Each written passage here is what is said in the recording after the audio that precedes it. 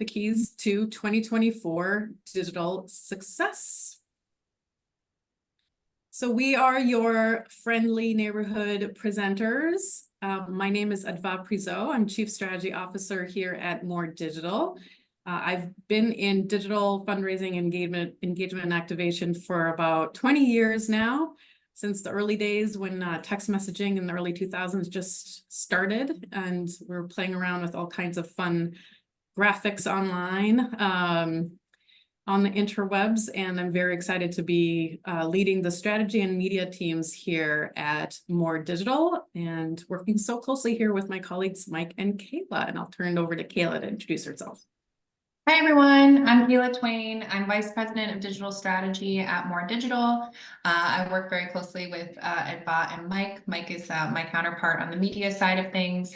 Really excited to dive into some results from Giving Tuesday and year end today, and maybe put your minds at ease with some strategies to utilize in 2024. We're really excited for some future casting and to talk about how to make the most of next year. And for the record, I think cats would be the better fundraiser. I'm just putting that out there again. I'll hand it over to Mike. Thanks, Kayla. I'm Mike, Vice President of Digital Media. Been in the nonprofit and fundraising space for about 15 years now. Looking forward to talking with you all. Awesome. Well, so to Kayla's point, just some of what we'll be covering today, Giving Tuesday and year end 2023 data points, just to give you all just some benchmarks and ideas on what worked for our clients during that really critical time of year. And of course, that then led us to what are the learnings that we took from that, and what will be the challenges and opportunities that we see in 2024, and then provide you with recommendations to maximize your success in this coming year. And our goal really for this webinar is for you to come away with at least 2 to 3 actionable items for you to implement immediately, hopefully more than that. But if you come away with a few, we will have achieved our goal here. To what Nick said earlier when folks were just coming on, feel free to ask us questions in the chat. We'll also hold some space at the end for questions as well. And we will be providing the deck to you after the webinar. Nick and his fabulous team will be sending that over to you. All right, so we'll dive into Giving Tuesday first. So our digital results at More Digital were really strong. We were super excited to hear that these results were great compared to some of the industry benchmarks. So what we heard was industry-wide for Giving Tuesday, the revenue was flat and donations were down 10%. Across almost 40 clients, we saw some different trends than that, and we'll talk about why we think that was as well. So we had about 50% increase in digital revenue on Giving Tuesday year over year, 43% in number of gifts, 75% more clients increased revenues, and 87% of more clients increased the number of gifts. So big picture, how did we make this happen? Really, what we saw is the organizations that pulled ahead and did really well year over year created an omni-channel experience and approach that was audience first for their nonprofits. So most people we know through studies, our More Lab has done a study that most people don't know what Giving Tuesday is. So we knew that coming into it, so we combated that with, of course, that omnichannel approach, including direct mail, connected TV starting earlier, in some cases even in October, to get the organization's top of mind for folks. Also added in some influencer marketing in some cases, and shameless plug, I know yesterday with the Nonprofit Times, some of our More colleagues had a webinar on that, so feel free to look that up soon on our YouTube channel for some great tips on that as well. Also did a lot of outreach to new audiences. And then, of course, what I think is really important is segmenting and customizing to audiences. We had one client that had this omni-channel approach, and they saw a 51% increase in their revenue, which was really exciting. For Programmatic, you'll see some of the results here, but this is really showcasing why programmatic as a top of funnel channel is really important to your channel mix, really to help feed direct response channels like search and email and social. Of course, that's where you're going to see the attributed revenue coming in. But really, we've tested this extensively when we have those top of funnel programmatic ads across display, CTV, online video, what have you, that really makes a big impact on those channels and provides really big lift there. Texting, definitely still a worthwhile channel, seeing very strong results there, as you can see here. So a lot of our clients are just starting out or diving in more into texting, and there's some that are that have really robust programs, and they still saw really good revenue generated from texting year over year. As far as advertising, huge cost increases, which Mike will talk about in a little bit. But what we did was we tried to focus our ads budget later in the day, provide really hyper relevant creative, prioritize brand ads and exact matches on search, focused on day of a lot of that spend, and then budget really informed by the year over year, day by day trends that we saw. And then of course, matches, you can't not have a match anymore and be successful. I mean, you potentially could, but we really saw those that didn't have a match really suffered this year. And we did test also, of course, quantities of matches, and definitely saw, for example, for a health org, 3 times match beat a 2 times match. So still very much testing and making sure to take advantage of matches. As far as December overall, just real quick, some highlights. We're up 11% on revenue year over year, 32% on number of gifts, and though the average gift was down. So more gifts, but smaller amounts. How did we achieve that? Really, the channels that stood out again were SMS, which was up year over year in revenue 225%. Paid social was up dramatically as well. Search costs were dramatically up, so that change wasn't as large, but definitely still very relevant, obviously.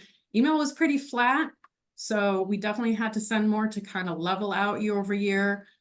We saw a lot of clients, organic web was down slightly, but then programmatic was up as well. And then lastly, the final week of the calendar year, just some takeaways from that in order to inform next year's strategy, or this year now. Every day between the 25th to the 29th was up year over year, but less was raised on the 30th and 31st. So I think because it was on a Saturday and a Sunday this year versus last year was a Friday and Saturday, less was raised in those last 2 days of the month year over year, with the 30th especially was significantly down for most organizations, about 22%. So we'll talk about some ways to account for some of that this year. And with that, I'm gonna hand it over to Kayla and Mike to talk about 2024. All right, so what did that all mean? We learned a bunch of different things through year end, and we were going to talk about how to apply those learnings into 2024. So in terms of our outlook for this year, we've kind of bucketed everything into challenges and opportunities. So subsequent sections are going to be challenges that we foresee coming up this calendar year, as well as some opportunities based on trends and market conditions.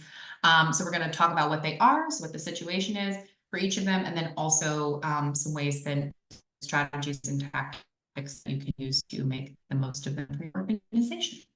And Kayla, since this goes into the opportunities section, we have a question that has just come in. Can you define programmatic and explain to folks what that means? I'll let Mike take that one, but yeah, go ahead. Sure. So programmatic, that is, when we're talking about paid media, we are typically bucketing things into kind of 3 major buckets. You've got paid social ads, Facebook, Twitter, TikTok, which we'll be talking more about on this call, paid search, Google, Microsoft, Bing, etc. But then programmatic, by that we are referring to really a number of different platforms that we can deliver on, whether that is, banner ads that you see as you are going through the web, connected television, video ads, but basically Display. display. So everything that, that kind of falls into that bucket that we are delivering programmatically, hence the name, to make sure that we are, attracting and delivering to those specific folks, kind of no matter where they are on the internet. And with So, that, go ahead. so the big difference there is if you're just advertising on a website, you are advertising on that website regardless of who comes there. Programmatic is I'm advertising to this person regardless of where they go.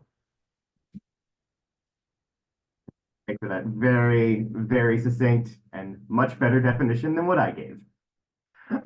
So talking about major events this year, obviously we all know that this will be an election year in the United States on November 5th. Now, while the data does show that generally speaking, nonprofit donors and political donors are not entirely mutually exclusive, but rather separated groups of individuals, that does not mean that nonprofits won't be impacted by the election. One thing we're going to see is a lot more competition on media, specifically from political entities. As we get into federal election reporting deadlines, you're going to see an uptick on media, especially on Facebook, especially on display. And then as we get into, the real thick of the election, probably about 6 to 8 weeks out from election day, that's when candidates and committees are really spending every dollar in the door, immediately going back out on media, whether that is on linear, non-internet television, whether that is on CTV. I think we'll see a lot more of that this year, whether that is on Facebook, on display. Across the banner, you are going to see just a real surge in competition there. So what that means is our messages on media are likely to get a little bit more drowned out during that time frame. So that's just something that you want to keep in mind as we get closer and closer to the election day. So actually, and one other note is that platforms will have blackout periods and increased scrutiny on social issue ads as we get closer to the election. So that's just another thing to keep in mind as we get closer in. Hey, Mike, I think we just should talk about what that means. So if you don't hit, if your ad is not in market, and stop me if I'm wrong, Mike, but like if your ad is not in market, what was it, like a week leading up to the election day, you won't be able to get it in market. So if it hasn't been on and served at least one ad impression prior to that week before the election deadline, you won't be able to get it in market until the day after the election. So that's like 7 days you'd be out of market during prime giving season if you don't get your ad live and serving prior to that week before the election. So just make sure if you're planning on running those November ads that maybe you're starting them at the end of October. Is that fair to say, Mike? Absolutely. And just to add on to that, this is specifically for social issue ads, which obviously do impact our space a lot more. Another thing that we recommend, and we can move on to the next slide too, as we're talking about this. Another thing we recommend with regard to blackout periods is that in the event that your ads do get flagged and you're not able to get them back live, having multiple versions of creative that may be somewhat more using words that may not get flagged by an algorithm, suggesting that the ad is a social issue ad. But yes, talking about election media recommendations, we do recommend, because there's going to be this real focus in Q4 on the election, is making sure you're smartly fundraising throughout the year. Try to get ahead of that. Get as much money in the door in Qs 1 through 3 as you can, because just with the way things are shaping out this year, we're not sure if nonprofits are going to really be able to rely on Q4 to be as much of the moneymaker as it historically has been. If you do have major tentpole campaigns with a lot of revenue relying on those that take place in September and October, you may want to consider the feasibility of if those can be shifted earlier in the year, maybe in July or August or in the spring. We discussed the blackout period already, and then also wanted to flag the concept of giving days. So as Giving Tuesday has become, has proliferated through our space, some organizations have taken that one step further and created organizational specific giving days, and that has been really successful in driving up the interest to give on those at that moment. So those can be based on an organizational anniversary, mission tie-ins to existing holidays, or other geographic and regional events.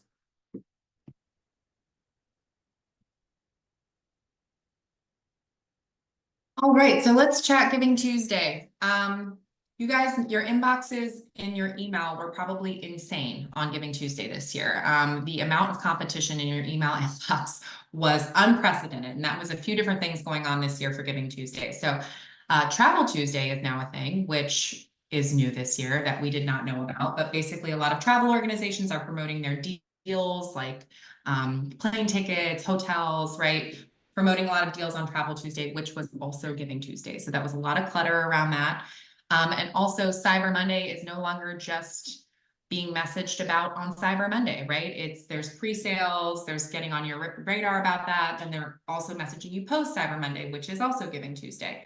So just a lot of increased competition from a messaging perspective in the space this year. There was also some commercial co-opting of Giving Tuesday, which is so rude. For-profit organizations saying, hey, for Giving Tuesday, why don't you purchase this product, and a portion of those proceeds will go to a charity of your choice or a charity of our choosing, as opposed to just encouraging you to directly donate to that organization. So just again, kind of creating a little bit of competition in the space.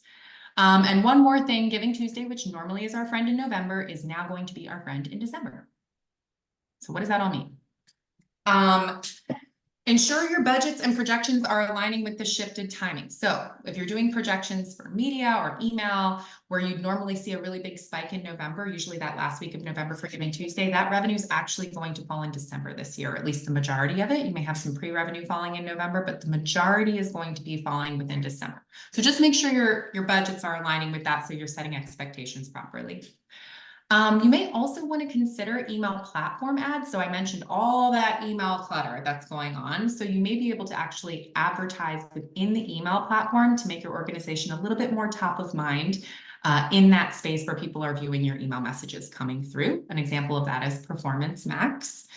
And then consider elongating the flight time of your Giving Tuesday campaign. This has sort of become a standard practice for us. Media campaigns are usually beginning 2 to 3 weeks prior to Giving Tuesday.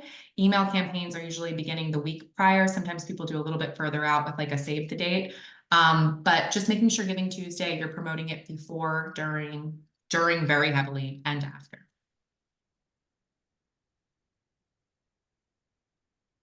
All right, let's talk cookies. It's been the talk of the town for the last 4 years, but it's finally happening this year. Chrome is removing its third-party cookie support. It's already started with 1% of users over the last month or so, but the full rollout is supposed to be rolled out in Q4. So this is going to impact some retargeting efforts. This will lead to more emphasis on search and content advertising. But on the flip side, it's also it is worth noting that some are starting to see lower CPMs, due in part to the targeting is less precise, which does impact the costs for impressions. But it is something that we're certainly keeping an eye on, and you should as well over the course of the year. So how can we prepare for this? Data. You want to really make sure that your first-party data is up to snuff this year. Take a look at the data you have in your CRM. Does it need to be tidied? What can we do to make sure that any data segmentation we're doing is really precise, so that when we are delivering paid media, we're making sure it is going to the right folks, and that we are still able to deliver to them on wherever they may be on the internet. It's also worth noting there are some cookieless targeting technologies that have been developed over the last few years. We've got some more information on those in white papers on our website.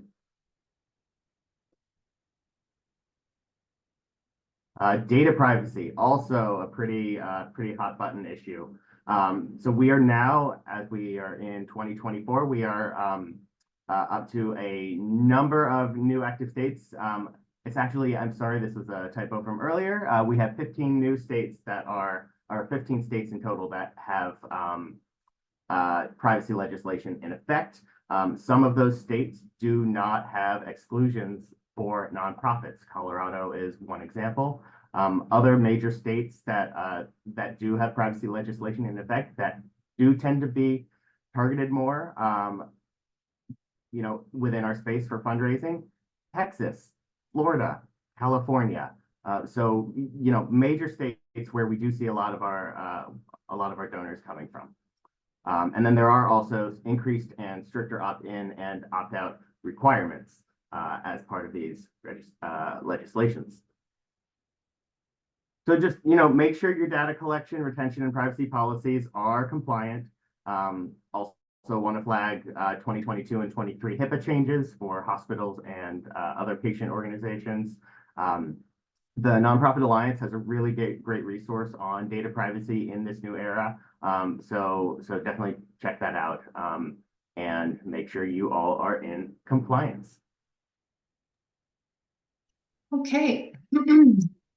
Piggybacking off some more policy changes, Google is deleting old Gmail accounts. So they actually started doing this Google loves to keep us on our toes, for the record. So they started doing so as of December 1st, 2023. This may cause your organization to experience some additional hard bounces. So it's really important to shift your focus to email list cleans and hygiene in calendar Q1. That's going to be a theme that you hear us talk about, is just making sure that your hygiene is following best practice and your email lists are cleaned and scrubbed regularly.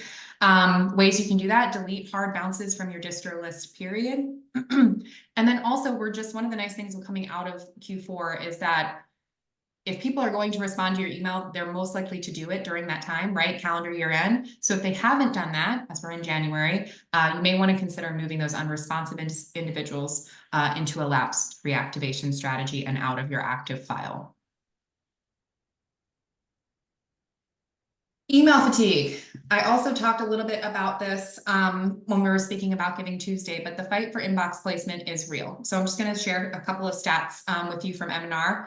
Nonprofits sent an average of 60 email messages per subscriber in 2022. That was a 15% increase in volume from the previous year, and it just got worse this year. So I'm really interested to see where those benchmarks land this year. For every 1,000 fundraising messages sent, nonprofits raised $90. That's a 15% decrease year over year. So in other words, we're sending more and we're raising less. So how can you win the fight for inbox placement?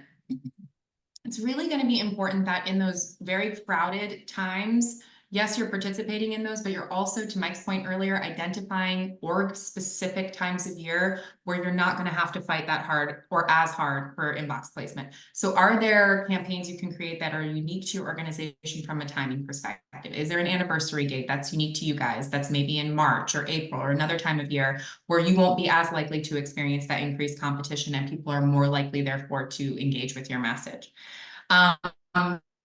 We do have to be in inboxes around tentpoles, right? No one's not going to do a Giving Tuesday campaign. No one's not going to do a year-end campaign. And so you do need to combat that fatigue by adding to the problem. So you're going to have to increase your email volume around universal tentpoles. So standard practice right now is at a minimum, we're encouraging organizations, even on Giving Tuesday, to send at least 3 emails that day, at least. Some organizations did more, but that's sort of the minimum, just to make sure you're continuing to get up at the top of that list throughout the day. It's also going to be really important to invest in lead generation efforts, right? To fill your file, make your email file grow that list in a really strategic way. So invest in lead gen efforts. You can do that on paid social. There's a bunch of different ways you can do that, but making sure you're constantly filling that pipeline and making up for that natural attrition. Again, employing list hygiene best practices, utilizing reactivation campaigns. It's going to be really important to make sure you're reactivating people pretty much all the time, but it's really critical to do it right before giving season. So you have as many active individuals in your pipeline as possible to message to before year end and Giving Tuesday. And then, of course, we're always talking about our one-to-one strategy and speaking to people, meeting them where they are as much as you possibly can. So customize your message to the person to get more out of each email. What can you talk to them about that is specific to them? Maybe it's their giving behavior. Maybe it's the program. Maybe it's an anniversary date, right? Of course, there's always the standard, you know, dear friend versus dear Kayla. But that's not just what we're talking about. Based on their behaviors, how can you speak to them or message to them differently? To let them know that we're speaking to them directly. So costs have gone up in the media space, and we are now paying more for the same or fewer impressions than we previously could. Costs have gone up quite drastically over the last 3 years. Between 2022 and 23 as well, we saw on Giving Tuesday, impression costs going 40 to 60% up. And on Google, our cost per click really skyrocketed. And this was something that's been, confirmed by organizations across the industry. Other firms have seen this, other organizations have seen this. This has unfortunately just been a pretty common trend that really, really massive increases in costs on Google. Now, what does that mean? If we have, only so much budget available to put into Google or to put into Facebook, if it's costing more to deliver impressions, we're going to get fewer impressions. So while it's great that budgets are generally rising year over year, you do want to make sure that if you're trying to, to maintain or grow your revenue levels, make sure that that additional investment is proportional to the increased cost. And just here's a quick example. This is looking at aggregate cost per click by week on Google, and it looks like the dates fell off of this chart, but this is looking at 2021 through 2020 through 2023.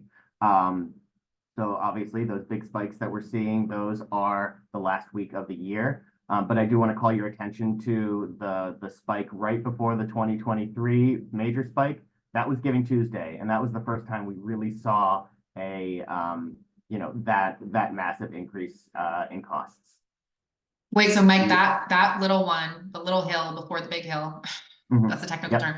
That was Giving Tuesday last year, like 2023. Yes. And we don't see that as significant in the other 2 years. So do we anticipate that happening again this year? We do. Yeah. Crazy. Okay, so it's not all doom and gloom, I promise. So there were some challenges and we're working through them. We're finding, but there's always some opportunities based on market conditions, based on things we're seeing. And so we're going to talk a little bit about the opportunities that are being presented in 2024 and how you can capitalize on them as well.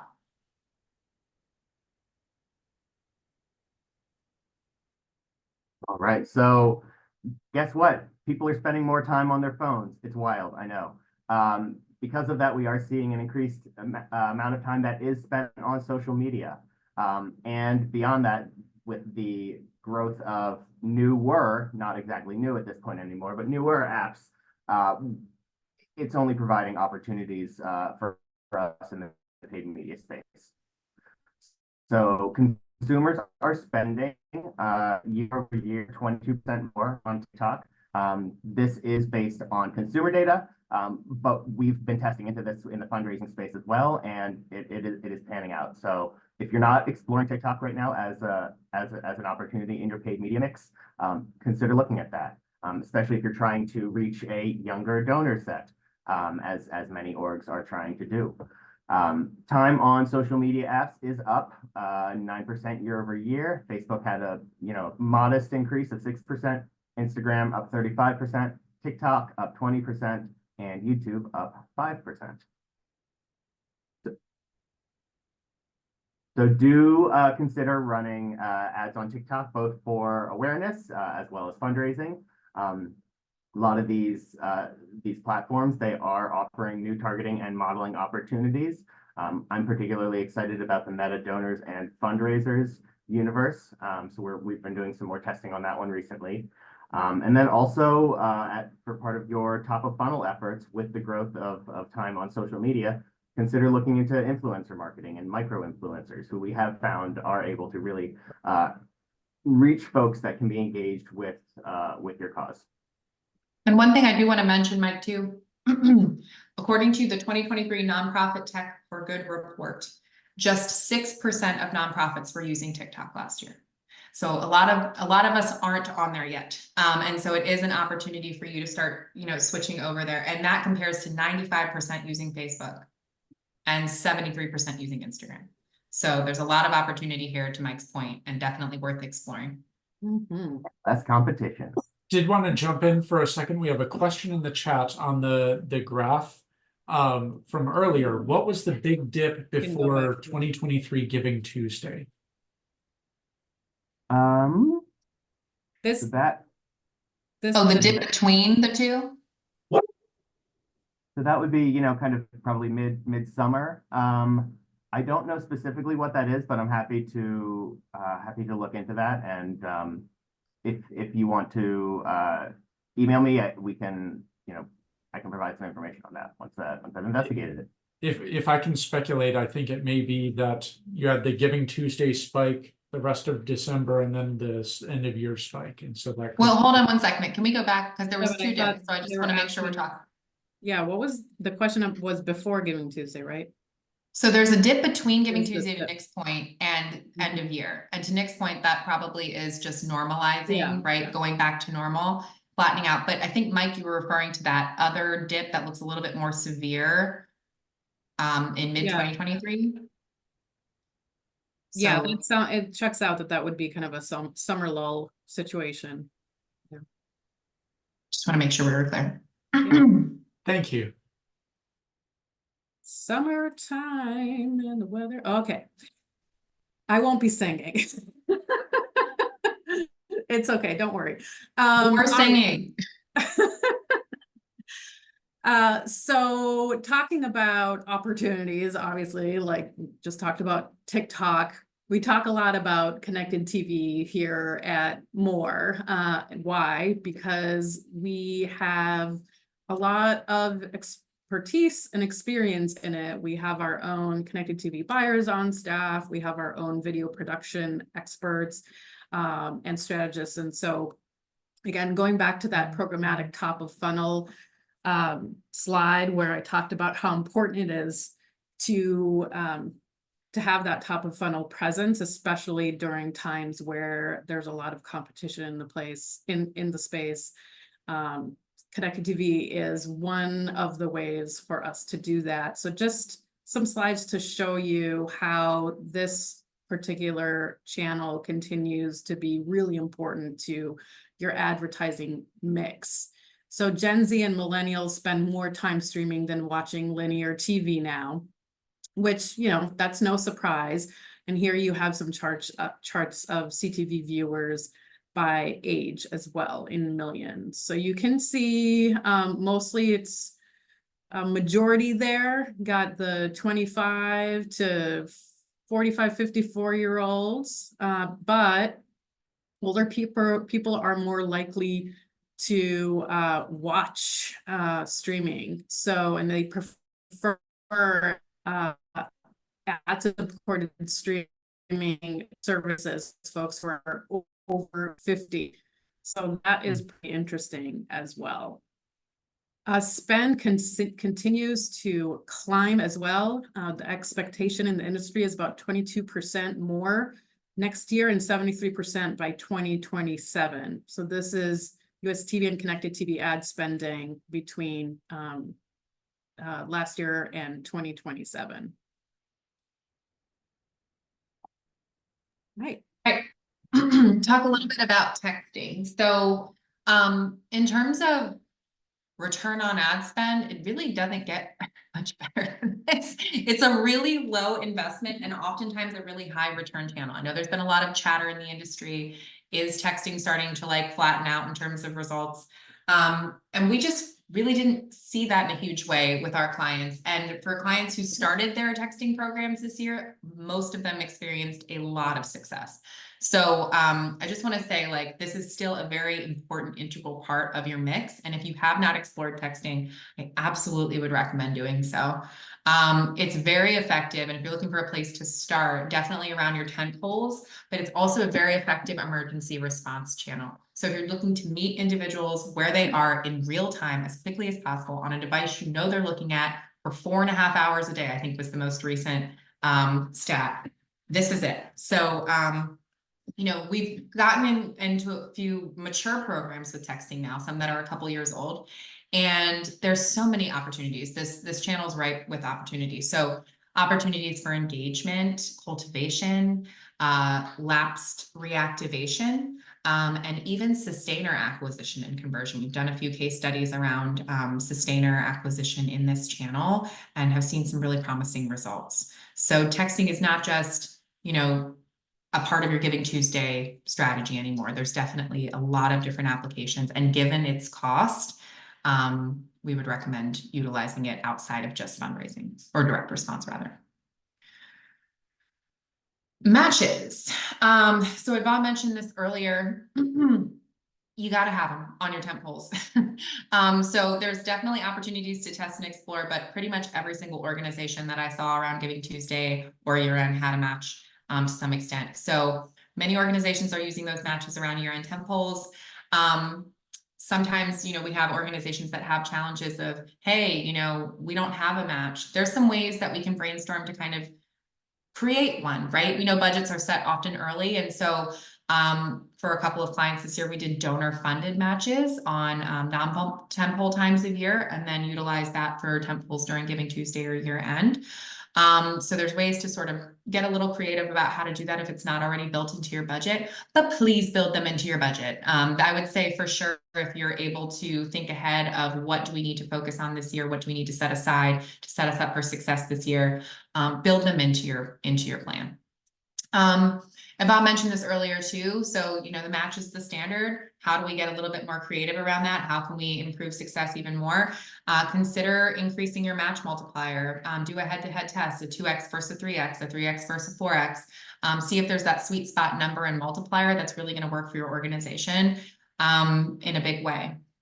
We've also found that flash match announcements mid-campaign boost urgency as well. So, you know, you may be going along with a 2x match, and then you may say, hey, for a limited time, only the next 3 days, we have a 3x flash match. And that just kind of breathes new life into your campaign if that messaging is getting a little stagnant.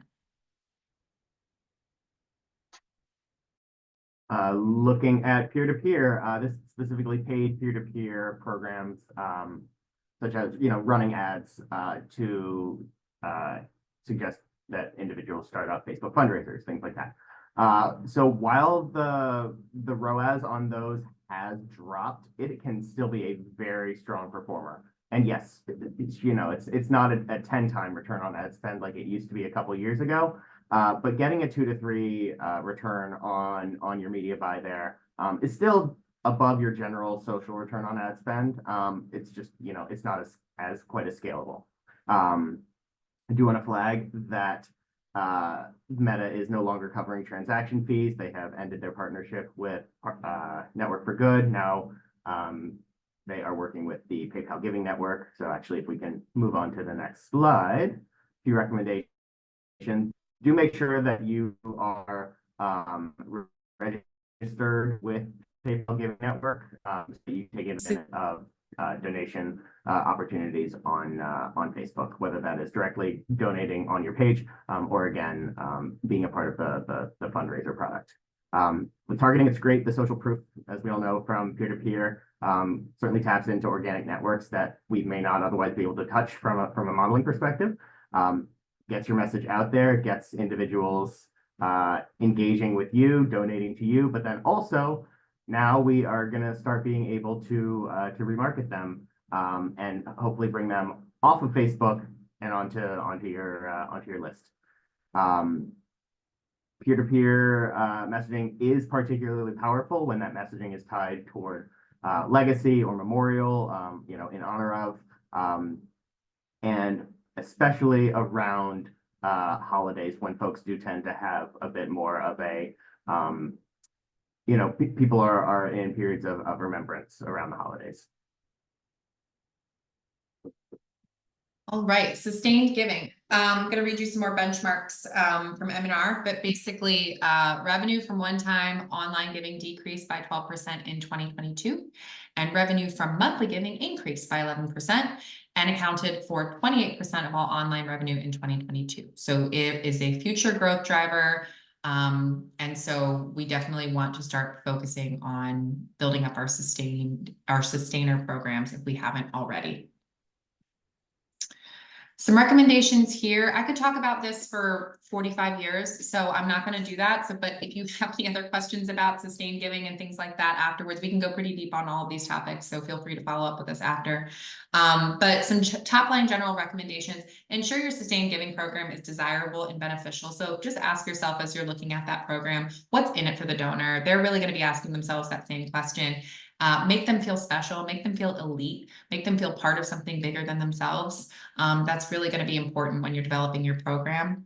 I think sometimes this piece is overlooked. Optimize your website for sustained giving options. So sometimes is there a give monthly option, featured prominently and often, frequently throughout your site, just on your general organic page. And then also, messaging tactics that tend to work for garnering sustainers are matching gifts. I know we talked about matches before, but matching a sustainer's first gift, matching a sustainer's first 12 gifts, you can really kind of play around with that. Sometimes we message around monthly donor drives, help us meet 100 monthly donors in this month. So just giving a goal. Sometimes there's a supporter card associated with that we've seen some success with. Again, benefits touting, exclusivity is key. What can you offer these individuals? Can you offer them, a Q&A session where they get to ask you questions about how the organization is doing? Are you sending them your annual report? Are you letting them know, are you reporting back to them often, frequently, with the impact their gifts are making? Just giving them, do they have special event access that other people can't get? Do they get free ticket sales for some event that's going on for you that other people don't get? So just thinking about getting creative with the benefits that you can provide. Premiums, if available, we found that they are, effective for garnering new sustainers. And then social pressure, peer pressure, everyone's best friend. Our current sustainers are loving this program. Hear from them directly, utilizing testimonials, or using maybe a button on the sustained giving page. Most individuals are giving this monthly, right? It makes people feel like they want to be a part of that and they also want to give that amount. So using social pressure tactfully is also effective.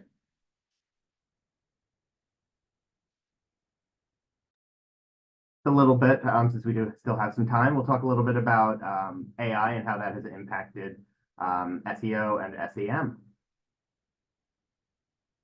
So it will, and it already is, impacting search engines.